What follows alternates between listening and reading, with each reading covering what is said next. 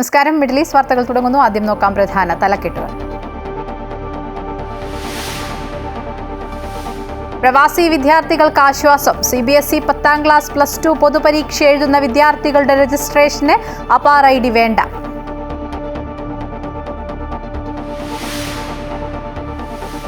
മൂന്ന് വർഷത്തിനുള്ളിൽ ഇന്ത്യ ജർമ്മനിയെ മറികടന്ന് ലോകത്തെ മൂന്നാമത്തെ സാമ്പത്തിക ശക്തിയാകുമെന്നും 2038-ൽ 2ാം സ്ഥാനത്തെത്തുമെന്നും ആഗോള auditing agency Ernst and young.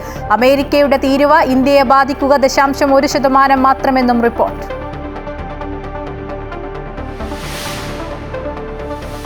Governor 6 മാസത്തോളം ബില്ലുകൾ തടഞ്ഞുവെക്കുന്നത് ന്യായീകരിക്കാനാകില്ലെന്ന് സുപ്രീം കോടതി.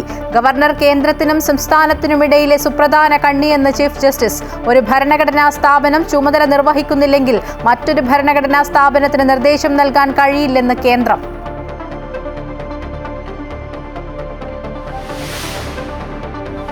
കോഴിക്കോട് മലയോര മേഖലയിൽ ശക്തമായ മഴ. താമരശ്ശേരി ചുരത്തിൽ വീണ്ടും മണ്ണിടിച്ചിൽ, മലവെള്ളപ്പാച്ചിൽ. ഗതാഗത നിരോധനം തുടരും.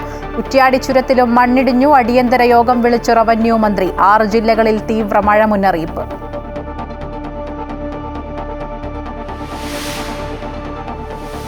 ISL പുതിയ സീസൺ ഡിസംബറിൽ തുടങ്ങാമെന്ന് ഫുട്ബോൾ ഫെഡറേഷൻ. FSDLുമായുള്ള ചർച്ചയിലെ ധാരണ സുപ്രീം കോടതിയെ അറിയിച്ചു. പുതിയ ടെൻഡർ നടപടി ഒക്ടോബറിൽ തുടങ്ങും.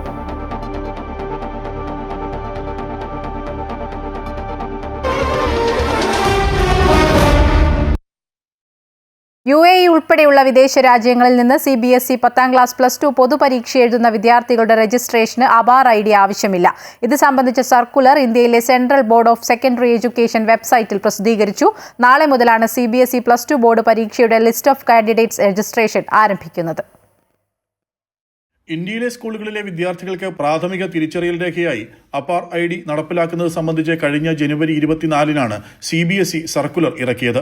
ഇതോടെ ഇന്ത്യക്ക് പുറത്ത് UAE ഉൾപ്പെടെയുള്ള സ്കൂളുകളിലും ഇത് ബാധകമാകുമോ എന്നുള്ള ആശങ്ക വിദ്യാർത്ഥികളും മാതാപിതാക്കളും പങ്കുവച്ചിരുന്നു. ഒടുവിൽ ഇക്കാര്യത്തിൽ CBSE വ്യക്തത വരുത്തിയിരിക്കുകയാണ്. വിദേശ രാജ്യങ്ങളിൽ 10ാം ക്ലാസ് +2 ബോർഡ് പരീക്ഷയ്ക്ക് തയ്യാറെടുക്കുന്ന വിദ്യാർത്ഥികളുടെ list of candidates registration APAAR ID ആവശ്യമില്ലെന്ന CBSEയുടെ പുതിയ സർക്കുലർ സ്കൂളുകൾക്കും ഒപ്പം മാതാപിതാക്കൾക്കും വിദ്യാർത്ഥികൾക്കും ആശ്വാസമായി. അതാത് രാജ്യങ്ങളിലെ നിയമങ്ങളും ഭരണപരമായ കാരണങ്ങളും മുൻനിർത്തി വിദേശത്തുള്ള CBSE സ്കൂളുകളെ അപാർ ID രജിസ്ട്രേഷനിൽ നിന്ന് ഒഴിവാക്കുകയാണെന്ന് സർക്കുലറിൽ CBSE വ്യക്തമാക്കുന്നു. സെപ്റ്റംബർ 30 വരെയാണ് LOC registration. Amrita news, Dubai.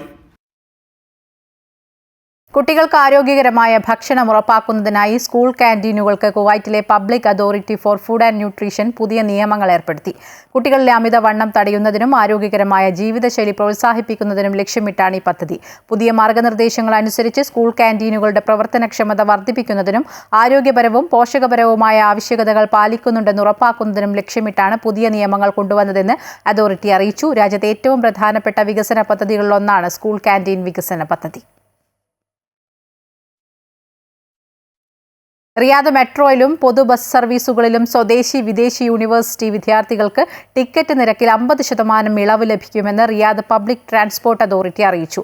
6 വയസ്സിന് മുകളിലെ കുട്ടികൾക്കാണ് നിരക്കിൽ ഇളവ് ലഭിക്കുക. സ്വദേശി വിദ്യാർത്ഥികൾ സ്കൂൾ തിരിച്ചറിയൽ കാർഡും വിദേശ വിദ്യാർത്ഥികൾ താമസരേഖയും സ്കൂളിൽ നിന്നുള്ള സ്ഥിരീകരണ കത്തും ഹാജരാക്കണം. യൂണിവേഴ്സിറ്റി വിദ്യാർത്ഥികൾ യൂണിവേഴ്സിറ്റി തിരിച്ചറിയൽ കാർഡ് കാണിക്കണം. റിയാദിലെ പൊതുഗതാഗത ഓഫീസുകൾ ഈ രേഖകൾ സമർപ്പിച്ച് ഇളവ് പ്രയോജനപ്പെടുത്താം. 2038ഓടെ ഇന്ത്യ 2ാമത്തെ വലിയ സമ്പദ് വ്യവസ്ഥയായി മാറുമെന്ന് റിപ്പോർട്ട്. ആഗോള ഓഡിറ്റിംഗ് പ്രമുഖരായ ഏണസ്റ്റ് ആൻഡ് യങ്ങിന്റെ 2025 ഇക്കോണമി വാച്ച് റിപ്പോർട്ടിലാണ് ഇന്ത്യയുടെ മുന്നേറ്റത്തെക്കുറിച്ച് പറയുന്നത്. GDP PPP അടിസ്ഥാനത്തിൽ $34.2 ട്രില്യൺ മൊത്തം ആഭ്യന്തര ഉൽപ്പാദനം കൈവരിക്കാൻ ഇന്ത്യക്ക് കഴിയുമെന്ന് EY റിപ്പോർട്ട് ചെയ്യുന്നു. ഇന്ത്യയുടെ വളർച്ചാപാത ജനസംഖ്യാശാസ്ത്രം മാത്രമല്ല, മറിച്ച് ഘടനാപരമായ പരിഷ്കാരങ്ങളും പ്രതിരോധശേഷിയുള്ള അടിസ്ഥാന കാര്യങ്ങളും കൂടി ശക്തിപ്പെടുത്തുന്നുവെന്ന് ഇക്കണോമി വാച്ച് റിപ്പോർട്ടിന്റെ ഓഗസ്റ്റ് ലക്കത്തിൽ പറയുന്നു. ശക്തമായ സാമ്പത്തികാടിത്തറ, തൊഴിലെടുക്കുന്ന ജനങ്ങളുടെ ഉയർന്ന ശതമാനം, സുസ്ഥിരമായ സാമ്പത്തിക നില എന്നിവ ആഗോളതലത്തിലെ പല അനിശ്ചിതത്വങ്ങൾക്കിടയിലും രാജ്യം ശക്തമായി വളരുന്നതിനുള്ള ഘടകങ്ങളായി പറയുന്നു. ഹ്രസ്വകാല അടിസ്ഥാനത്തിൽ 2030 ആകുമ്പോഴേക്കും ഇന്ത്യയുടെ സമ്പദ് വ്യവസ്ഥ 20.7 ട്രില്യൺ ഡോളറിലെത്തുമെന്ന് റിപ്പോർട്ട് പറയുന്നു.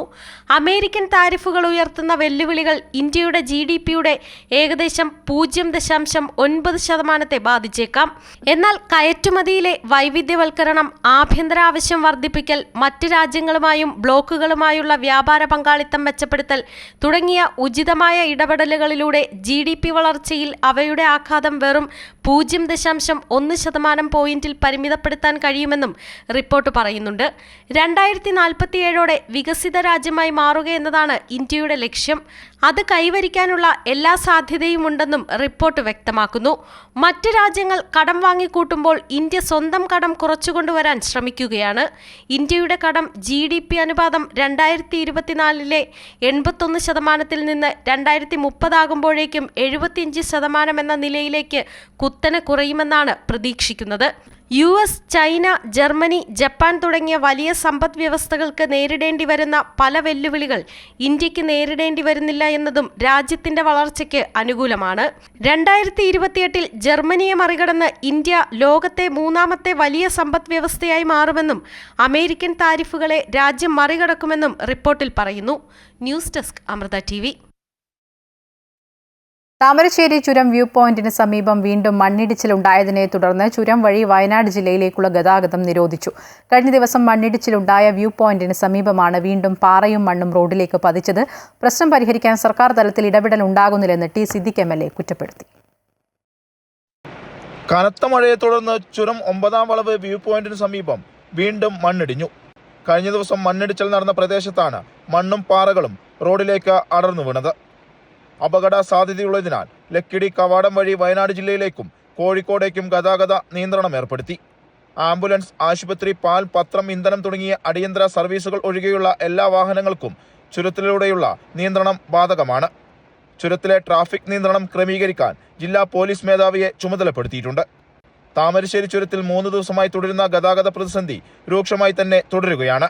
പ്രശ്നപരിഹാരത്തിനായി സർക്കാർ തലത്തിൽ ഏകോപനമില്ലെന്ന് T. സിദ്ദിഖ് MLA ആരോപിച്ചു. 26, 27, 28 മൂന്നാമത്തെ ദിവസമാണ് ഈ ഹൈവേ ഇത്രയും സാഹചര്യം ഉണ്ടായിട്ട് കോഴിക്കോട് കലക്ടർ ഇവിടെ വരാത്തത് ഗുരുതരമായ പ്രശ്നമാണ്. വരേണ്ട ആളുകൾ വന്ന് ഇത് പരിഹരിക്കാൻ നേതൃത്വം കൊടുക്കേണ്ട ഉത്തരവാദിത്തമുള്ള സമയം കഴിഞ്ഞു. അതൊരു വയനാട്ടുകാരുടെ ഒരു നിസ്സഹായതയാണ് ഈ പറയുന്നത്.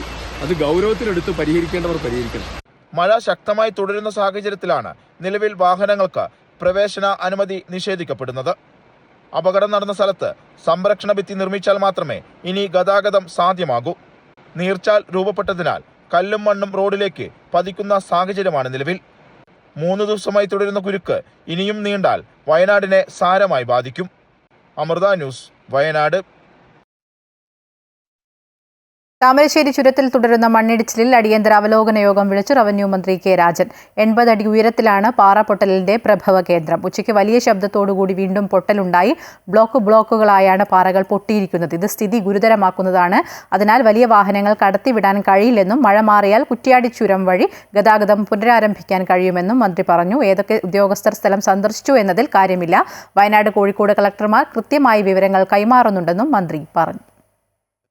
26 മുതൽ ഇന്ന് വരെയുള്ള സംഭവങ്ങളെ സംബന്ധിച്ച് വളരെ കൃത്യമായിട്ടുള്ളൊരു അവലോകനം നടത്തുകയും തുടർന്നുള്ള സംബന്ധിച്ച് ഒരു പൊതുധാരണ ഉണ്ടാക്കുകയും ചെയ്തിട്ടുണ്ട്.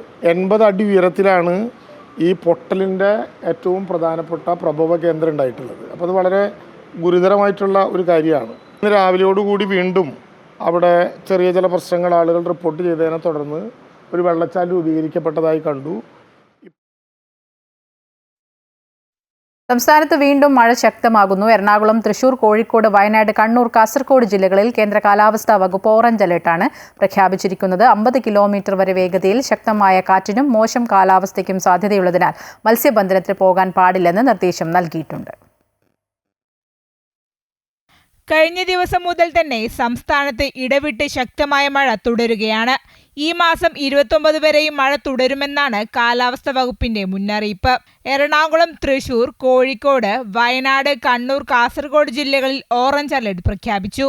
പത്തനംതിട്ട, കോട്ടയം, ഇടുക്കി, പാലക്കാട്, മലപ്പുറം ജില്ലകളിൽ യെല്ലോ അലർട്ടാണ്. മലയോര തീരദേശ മേഖലയിലുള്ളവർ ജാഗ്രത പാലിക്കണമെന്നും നിർദ്ദേശമുണ്ട്. 50 കിലോമീറ്റർ വേഗതയിൽ ശക്തമായ കാറ്റിനും മോശം കാലാവസ്ഥയ്ക്കും സാധ്യതയുള്ളതിനാൽ മത്സ്യബന്ധനത്തിന് പോകാൻ പാടില്ലെന്നും നിർദ്ദേശം നൽകിയിട്ടുണ്ട്. നാളെ ഇടുക്കി, എറണാകുളം, തൃശൂർ, പാലക്കാട്, മലപ്പുറം, കോഴിക്കോട്, വയനാട്, കണ്ണൂർ, കാസർഗോഡ് ജില്ലകളിൽ യെല്ലോ അലർട്ടാണ്. പുതിയ ന്യൂനമർദ്ദത്തിന് കൂടി സാധ്യതയുണ്ടെന്നാണ് കാലാവസ്ഥാ വിദഗ്ധരുടെ വിലയിരുത്തൽ. അമൃത ന്യൂസ്, കോഴിക്കോട്. ഗവർണർ ബില്ലുകൾ 6 മാസത്തോളം തടഞ്ഞുവെക്കുന്നത് ന്യായീകരിക്കാനാകില്ലെന്ന് സുപ്രീം കോടതി. ഗവർണർ കേന്ദ്രത്തിനും സംസ്ഥാനത്തിനുമിടയിലെ സുപ്രധാന കണ്ണിയെന്ന് ചീഫ് ജസ്റ്റിസ് അഭിപ്രായപ്പെട്ടു. അതേസമയം ഒരു ഭരണഘടനാ സ്ഥാപനം ചുമതല നിർവഹിക്കുന്നില്ലെങ്കിൽ മറ്റൊരു ഭരണഘടനാ സ്ഥാപനത്തിന് നിർദ്ദേശം നൽകാൻ കഴിയില്ലെന്ന വാദവുമായി കേന്ദ്രം രംഗത്ത് വന്നു.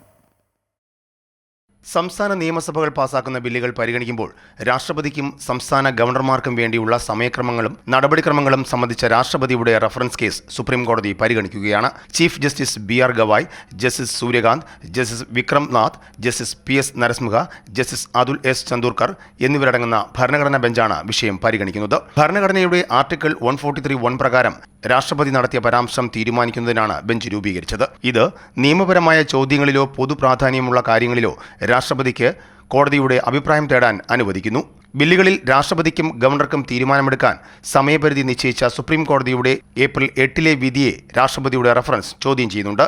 കൂടാതെ ആർട്ടിക്കിൾ 200, അതായത് സംസ്ഥാന നിയമസഭ പാസാക്കിയ ബില്ലുകൾക്ക് അനുമതി നൽകുന്നത് സംബന്ധിച്ച ഗവർണറുടെ അധികാരങ്ങൾ പ്രകാരം ഗവർണറുടെ നിഷ്ക്രിയത്വം ജുഡീഷ്യൽ അവലോകനത്തിന് വിധേയമാണെന്നും വിധിച്ചു. സംസ്ഥാന നിയമസഭ പാസാക്കിയ ബില്ലുകളിൽ തീരുമാനമെടുക്കുന്നതിന് ആർട്ടിക്കിൾ 200 പ്രകാരം സമയപരിധി ഇല്ലാത്തതിനെ അനിശ്ചിതകാല കാലതാമസം അനുവദിക്കുന്നതായി വ്യാഖ്യാനിക്കാൻ കഴിയില്ല എന്ന് കോടതി ചൂണ്ടിക്കാട്ടി. ഗവർണർ ന്യായമായ സമയത്തിനുള്ളിൽ നടപടിയെടുക്കണമെന്നും ഭരണഘടനാപരമായ മൗനം ജനാധിപത്യ പ്രക്രിയയെ തടസ്സപ്പെടുത്താൻ ഉപയോഗിക്കരുതെന്നും കോടതി നേരത്തെ ചൂണ്ടിക്കാട്ടിയിരുന്നു. ഗവർണറും മുഖ്യമന്ത്രിയും ഒരേ ഉറയിലെ 2 വാളുകളാകരുതെന്നും കോടതി നിർദ്ദേശിച്ചു. ഗവർണർ കേന്ദ്രത്തിനും സംസ്ഥാനത്തിനുമിടയിലെ സുപ്രധാന കണ്ണിയെന്നും ചീഫ് ജസ്റ്റിസ് അഭിപ്രായപ്പെട്ടു. News desk, Amrita news. കുവൈറ്റിൽ നിയമവിരുദ്ധമായി തൊഴിലാളികളെ റിക്രൂട്ട് ചെയ്യുന്നതിനായി കമ്പനി ലൈസൻസുകൾ നൽകുന്ന ഒരു പ്രധാന ശൃംഖലയെ പിടികൂടിയതായി ആഭ്യന്തര മന്ത്രാലയം.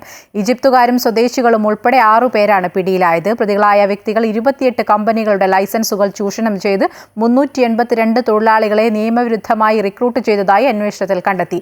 ഓരോ തൊഴിലാളിയും 800 കുവൈറ്റി ദിനാർ മുതൽ 1000 കുവൈറ്റി ദിനാർ വരെ നൽകിയതായും തൊഴിലാളികളുടെ ഡാറ്റ സിസ്റ്റത്തിലേക്ക് നൽകുന്നതിന് 200 മുതൽ 250 കുവൈറ്റി ദിനാർ വരെ അധിക കൈക്കൂലി പബ്ലിക് അതോറിറ്റി ഫോർ മാൻ പവറിലെ ജീവനക്കാർക്ക് നൽകിയതായും റിപ്പോർട്ടുണ്ട്. പ്രതികളായ എല്ലാവരെയും നിയമ നടപടികൾക്കായി ബന്ധപ്പെട്ട അധികാരികൾക്ക് കൈമാറി. കുവൈറ്റിൽ വിസ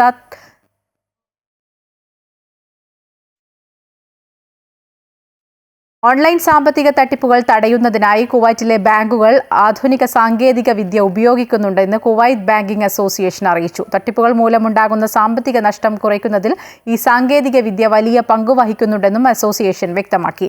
ഡിജിറ്റൽ ബാങ്കിംഗ് തട്ടിപ്പുകളിൽ നിന്ന് ഉപഭോക്താക്കളെ സംരക്ഷിക്കുന്നതിനുള്ള കുവൈറ്റ് സെൻട്രൽ ബാങ്കിന്റെ ശ്രമങ്ങളുടെ ഭാഗമായി 24 മണിക്കൂറും പ്രവർത്തിക്കുന്ന ഒരു കേന്ദ്ര ഓപ്പറേഷൻസ് ഓഫീസ് സ്ഥാപിച്ചിട്ടുണ്ട്. ഈ നീക്കം രാജ്യത്തെ ബാങ്കിംഗ് മേഖലയുടെ ശ്രദ്ധേയമായ നേട്ടമാണെന്ന് KBA ഡെപ്യൂട്ടി ചീഫ് ഷെയ്ഖ് അൽ ഇസ പ്രസ്താവനയിൽ പറഞ്ഞു. ഉപഭോക്താക്കളുടെ അക്കൗണ്ടുകൾ ലക്ഷ്യമിട്ടുള്ള സംശയാസ്പദമായ പ്രവർത്തനങ്ങളോട് കേന്ദ്ര ഓപ്പറേഷൻസ് ഓഫീസ് വേഗത്തിൽ പ്രതികരിക്കുന്നുണ്ടെന്നും അൽ ഇസ ചൂണ്ടിക്കാട്ടി. ബഹ്റിനിൽ മത്സ്യബന്ധനത്തിന് പുതിയ നിയമങ്ങൾ പ്രഖ്യാപിച്ചു. ക്രിമിനൽ പശ്ചാത്തലമില്ലാത്ത 18 വയസ്സിന് മുകളിൽ പ്രായമുള്ള ബഹ്റിൻ സ്വദേശിയുടെ പേരിലായിരിക്കണം മത്സ്യബന്ധന ബോട്ടിന്റെ ലൈസൻസ്. കടലിലേക്ക് പോകുമ്പോൾ ഒരു ബഹ്റിൻ സ്വദേശിയെങ്കിലും ബോട്ടിൽ ഉണ്ടായിരിക്കണമെന്നും പുതിയ നിയമത്തിൽ പറയുന്നു. ചെറിയ ബോട്ടുകളിൽ 3 പേരെയും വലിയ ബോട്ടുകളിൽ 9 പേരെയുമാണ് പരമാവധി അനുവദിക്കുക. നിയമത്തിലെ പ്രധാന വ്യവസ്ഥകൾ ലംഘിച്ചാൽ 6 മാസം വരെ തടവും 1000 മുതൽ 5000 ദിനാർ വരെ പിഴയും ചുമത്തും. ബഹ്റിനിൽ മത്സ്യബന്ധന മേഖലയിൽ നിരവധി ഇന്ത്യൻ പ്രവാസികൾ ജോലി ചെയ്യുന്നുണ്ട്. പ്രവാചകൻ മുഹമ്മദ് നബിയുടെ ജന്മദിനത്തോടനുബന്ധിച്ച് ദുബായിലെ സർക്കാർ സ്ഥാപനങ്ങൾക്ക് സെപ്റ്റംബർ 5-ന് അവധി പ്രഖ്യാപിച്ചു. ദുബായ് ഗവൺമെന്റ് ഹ്യൂമൻ റിസോഴ്സ് ഡിപ്പാർട്ട്മെന്റാണ് ഇത് സംബന്ധിച്ച സർക്കുലർ പുറത്തിറക്കിയത്. മതപരവും ദേശീയവുമായ ആഘോഷങ്ങൾക്ക് സർക്കാർ നൽകുന്ന പ്രാധാന്യത്തിന്റെ ഭാഗമായാണ് ഈ അവധിയെന്ന് അധികൃതർ വ്യക്തമാക്കി. വാരാന്ത്യ അവധി ദിനങ്ങൾ ഉൾപ്പെടെ 3 ദിവസങ്ങൾ തുടർച്ചയായി അവധി ലഭിക്കും. സെപ്റ്റംബർ 8 തിങ്കളാഴ്ച മുതൽ ജീവനക്കാർ തിരികെ ജോലിയിൽ പ്രവേശിക്കണം. ഇന്ത്യയും സൗദി അറേബ്യയും തമ്മിലുള്ള നാവിക സഹകരണത്തിന്റെ ഭാഗമായി ഇന്ത്യൻ നാവികസേനയുടെ 2 കപ്പലുകളായ INS തമാലും INS സൂറത്തും ജിദ്ദയിലെ ഇസ്ലാമിക് തുറമുഖത്ത് നങ്കൂരമിട്ടു. വിവിധോദ്ദേശ ഫ്രിഗേറ്റ് കപ്പലായ INS Tamal guided missile destroyer കപ്പലായ INS സൂറത്ത് എന്നിവ ഓഗസ്റ്റ് 27-28 തീയതികളിലാണ് ജിദ്ദയിലെത്തിയത്.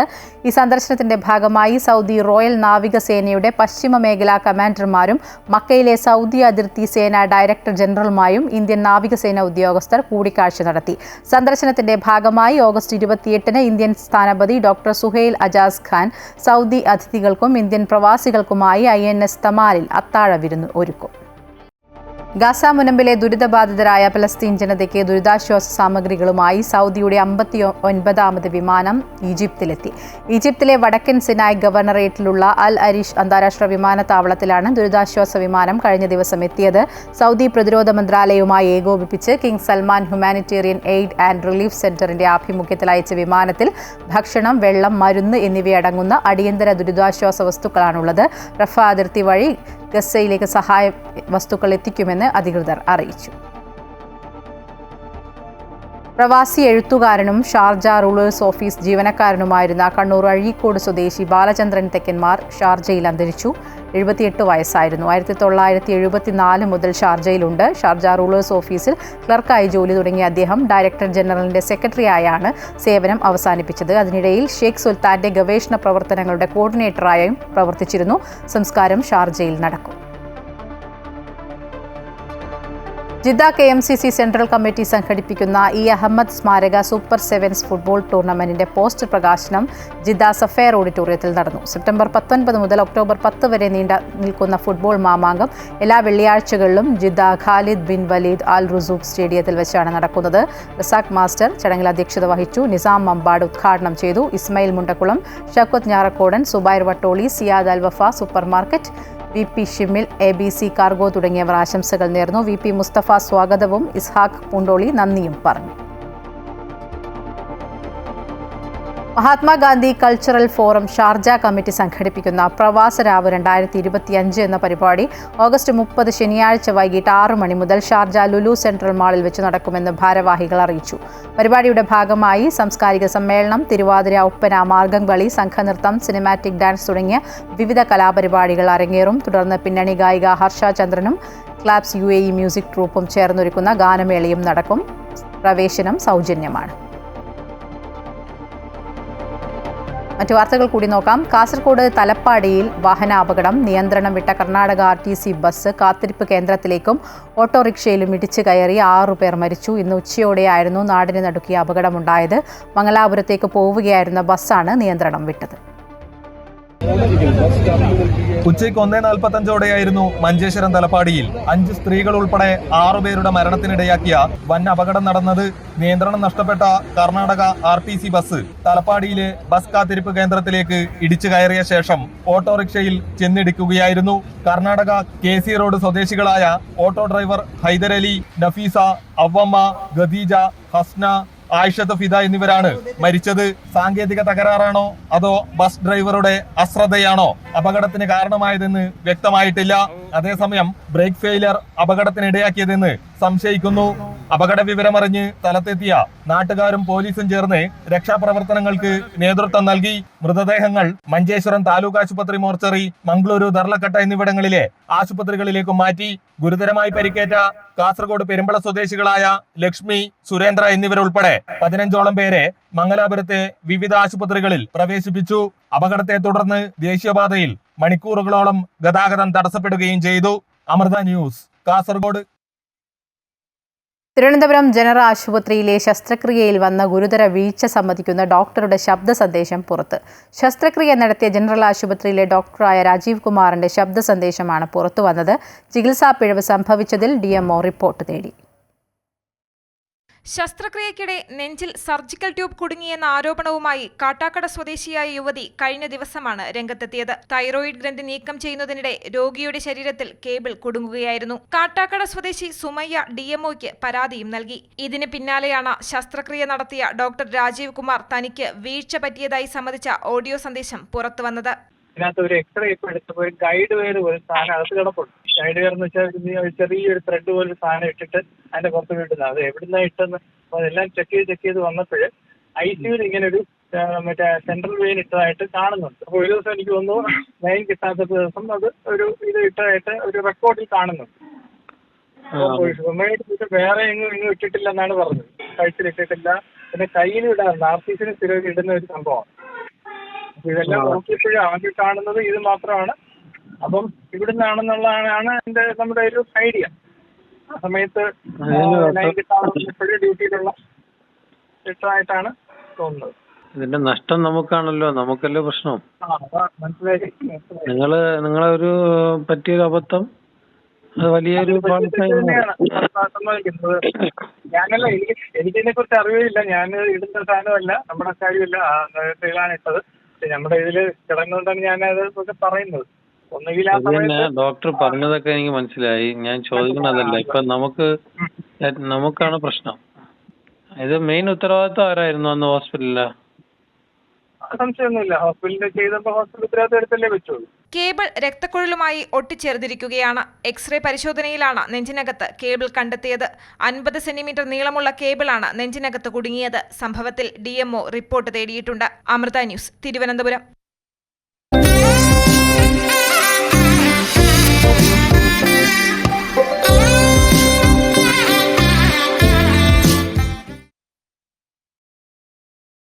അഗസ്ത്യാർകൂടത്തിൽ നിന്ന് ആദിവാസി വിഭാഗമായ കാണി സമുദായക്കാർ തിരുവിതാംകൂർ രാജകുടുംബത്തിലുള്ള ഓണക്കാഴ്ചയുമായി ഇത്തവണയും എത്തി. വർഷങ്ങളായി നടന്നുവരുന്ന സമ്പ്രദായം കാലം മാറിയിട്ടും മാറാത്ത ആചാരങ്ങളുടെയും പാരമ്പര്യത്തിന്റെയും നേർക്കാഴ്ചയായി.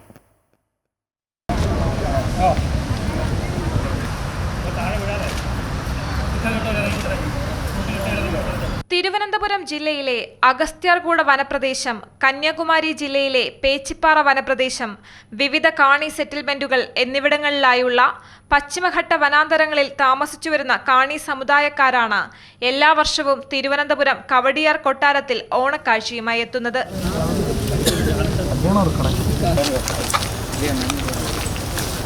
കൊട്ടാരവളപ്പിനുള്ളിലെ പഞ്ചവടിയിൽ നാടുനീങ്ങിയ മഹാരാജാവ് ശ്രീ ചിത്തിര തിരുനാൾ ബാലരാമവർമ്മയുടെ കുടീരത്തിൽ പുഷ്പാർച്ചന നടത്തിയതിനു ശേഷമാണ് കാർഷികോത്പന്നങ്ങൾ അടക്കമുള്ള ഓണക്കാഴ്ചയുമായി കാണിക്കാർ രാജകുടുംബാംഗങ്ങളെ സന്ദർശിച്ചത്. വാഴക്കുല, ചെറുതേൻ, കരിക്ക്, ഇഞ്ചി, കുന്തിരിക്കം, കാട്ടുനെല്ലിക്ക, ചേന, മരുന്നുകൾ, കുട്ടകൾ, കരകൗശല വസ്തുക്കൾ എന്നിവയാണ് രാജകുടുംബത്തിന് ഓണക്കാഴ്ചയായി നൽകിയത്. നമ്മൾ കാട് വെട്ടി തീയിട്ട് ചുട്ടുകരിച്ചുള്ള വളത്തിലുള്ള പച്ചക്കറി മുതൽ എല്ലാ സാധനങ്ങളും കൊണ്ടുവരുമായിരുന്നു, ആനക്കൊമ്പ് ഉൾപ്പെടെ. പക്ഷേ ഇന്ന് കാലം മാറി. പക്ഷേ എന്നാലും കൃഷി ചെയ്യാൻ പറ്റിയില്ലെങ്കിലും കുറേ സാധനങ്ങളൊക്കെ നമ്മളിവിടെയുള്ള വാഴക്കുല, കരിക്ക്, തേന്, നമ്മൾ വനത്തിൽ നിന്ന് ഈ കാട്ടുമരത്തിൻ്റെ കൊമ്പിലുള്ള തേനെടുത്തിട്ട് അതിങ്ങനെ കൂടായിട്ടാണ് ഇരിക്കുന്നത്. അത് നല്ല മുള നോക്കി വെട്ടിയെടുത്തതിന് ശേഷം ആ തേനിനെ പിഴിഞ്ഞെടുത്തിട്ട് ആ പിഴിഞ്ഞെടുക്കുന്ന തേനിൻ്റെ നമ്മൾ മെഴുകെന്ന് പറയും. ആ മെഴുക് തന്നെ അതിൻ്റെ അടപ്പാക്കിക്കൊണ്ടാണ് അടച്ച് ഇലയിൽ കെട്ടിയാണ് നമ്മൾ ഇവിടെ കൊണ്ട് കാഴ്ചവെക്കുന്നത്. കാട്ടുവള്ളി കൊണ്ടുവന്ന് കൊട്ടാരമുറ്റത്ത് ഓണത്തിന്റെ വരവറിയിച്ച് ഊഞ്ഞാലും കെട്ടും. ചിങ്ങമാസത്തിലെ തിരുവോണത്തിന് മുൻപായി ആദിവാസികൾ മലയിറങ്ങി കവടിയാർ കൊട്ടാരത്തിലെത്തും. നൂറ്റാണ്ടുകളുടെ പഴക്കമുണ്ട് ഈ പതിവിന്. വർഷത്തിൽ ഒരു തവണ കാണിമൂപ്പന്മാരെല്ലാം കൂടെ കൊട്ടാരത്തിൽ വരും. കൊട്ടാരത്തിൽ വരുന്ന സമയത്ത് നാട്ടിലുള്ള വിശേഷങ്ങൾ കാട്ടിലുള്ളവരടുത്ത് പറയും. കാട്ടുവിശേഷങ്ങൾ നാട്ടിലുള്ള ഇവിടെയുള്ള തിരുമനസിനെ അറിയിക്കും. അങ്ങനെയാണ് ഈ കാഴ്ച അവിടെ ഉണ്ടാക്കുന്ന കാഴ്ച വസ്തുക്കൾ രാജാവിനെ കാഴ്ച വെച്ചുകൊണ്ടിരുന്നത്. അത് ഇന്നും തലമുറകളായിട്ടിങ്ങനെ പകർന്നു വന്ന് കോട്ടൂർ മുണ്ടണി മാടൻ തമ്പുരാൻ ക്ഷേത്ര ട്രസ്റ്റിന്റെ നേതൃത്വത്തിലാണ് ഓണക്കാഴ്ചയുമായി എത്തുന്ന നൂറ്റാണ്ടുകളുടെ പാരമ്പര്യമുള്ള ചടങ്ങ് തുടരുന്നത്. കാടിന്റെ മക്കൾക്ക് പുതുവസ്ത്രങ്ങളും ഭക്ഷണവും ദക്ഷിണയും നൽകിയാണ് രാജകുടുംബാംഗങ്ങൾ യാത്രയാക്കുന്നത്. അമൃത ന്യൂസ്, തിരുവനന്തപുരം. ഓണം കളറാക്കാൻ ഇത്തവണയും കുടുംബശ്രീയുടെ പൂക്കൃഷി. കോട്ടയം ജില്ലയിൽ 200-ലധികം ഏക്കറിലാണ് ഓണവിപണി ലക്ഷ്യമിട്ട് കുടുംബശ്രീ വനിതകൾ കൃഷി നടത്തിയിരിക്കുന്നത്. പൂക്കൃഷിയുടെ വിളവെടുപ്പും ആരംഭിച്ചിട്ടുണ്ട്.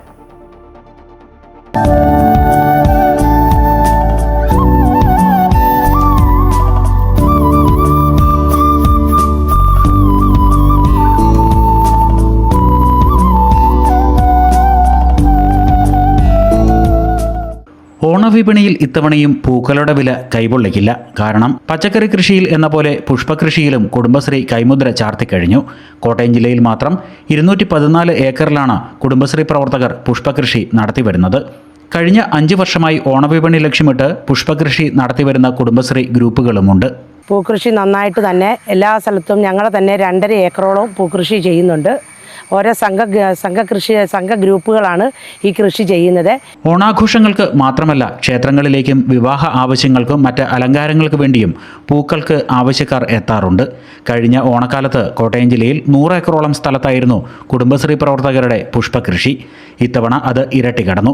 മാർക്കറ്റ് വിലയേക്കാൾ കുറഞ്ഞ നിരക്കിൽ പൂക്കൾ വിൽക്കുന്നു എന്നത് തന്നെയാണ് പ്രധാന ആകർഷണം. ഇപ്പോൾ തന്നെ പലതരത്തിലുള്ള ആവശ്യക്കാർ വരികയും അവർക്ക് ആവശ്യമായിട്ടുള്ള പൂക്കൾ നേരിട്ട് നമ്മുടെ പ്ലോട്ടുകളിലെത്തി വാങ്ങിക്കൊണ്ട് പോകുന്ന സാഹചര്യമാണ് നിലവിലുള്ളത്. അപ്പോൾ നിലവിൽ നമുക്ക് മാർക്കറ്റ് പ്രൈസിനേക്കാളും കുറഞ്ഞ റേറ്റിലാണ് പൂക്കൾ നമ്മൾ മാർക്കറ്റിലേക്ക് എത്തിക്കുന്നത്. കുടുംബശ്രീയോടൊപ്പം ഓണം എന്ന ഒരു ആപ്തവാക്യം ഫലവത്താക്കുന്ന രീതിയിൽ നമ്മുടെ ജില്ലയിൽ നടപ്പിലാക്കാനാണ് നമ്മൾ ഉദ്ദേശിക്കുന്നത്. കുടുംബശ്രീ ഓണച്ചന്തകൾ വഴിയും പൂക്കളുടെ വിൽപ്പന നടക്കുന്നുണ്ട്. ഭൂരിഭാഗം സ്ഥലങ്ങളിലും പൂക്കൃഷിയുടെ വിളവെടുപ്പ് ആരംഭിച്ചു കഴിഞ്ഞു. ഓണക്കാലം കഴിഞ്ഞ് വിളവെടുക്കുന്ന പൂക്കൾ സംഭരിച്ച് അഗർബത്തി പോലുള്ള മൂല്യവർദ്ധിത ഉൽപ്പന്നങ്ങൾ ഉണ്ടാക്കുന്ന കാര്യവും പരിഗണനയിലാണ്. അമൃത ന്യൂസ്, കോട്ടയം.